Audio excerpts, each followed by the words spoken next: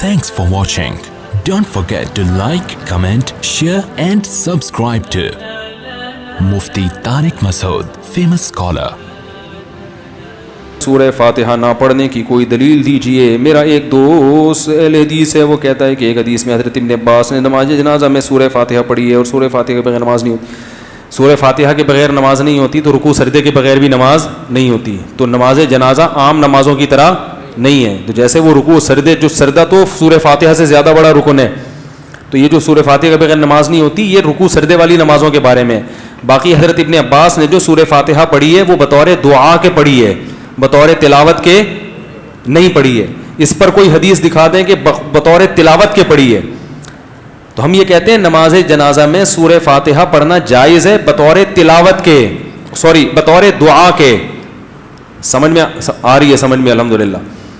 بطور دعا کے, کیونکہ دعا کے مختلف کلمات نبی سے نماز جنازہ میں منقول ہیں, تو جو زیادہ منقول ہیں ان کو زیادہ پڑھنا چاہیے, جو کم منقول ہیں ان کو کم پڑھنا چاہیے.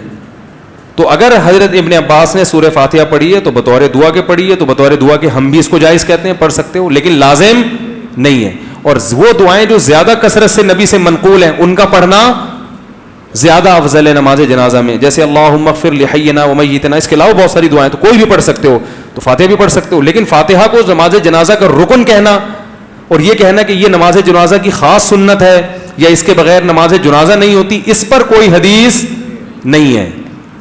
سمجھا پا رہا ہوں اپنی بات میں؟ Thanks for watching. Don't forget to like, comment, share and subscribe to Mufti Tariq Masood Speeches channel.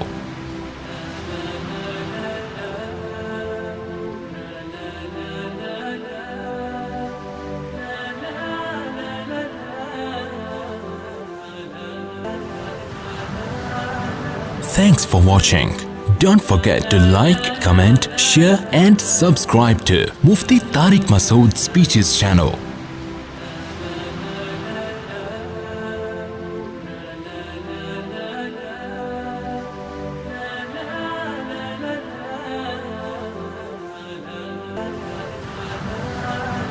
Thanks for watching. Don't forget to like, comment, share and subscribe to Mufti Tariq Masood Speeches channel.